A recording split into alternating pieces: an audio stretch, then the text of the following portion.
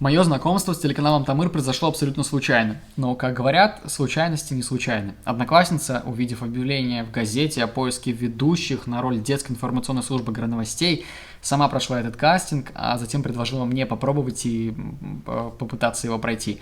Первый мой вопрос был, почему я, а потом я уже ехал с родителями в магазин и выбирал одежду для кастинга, собственно, в который я пойду.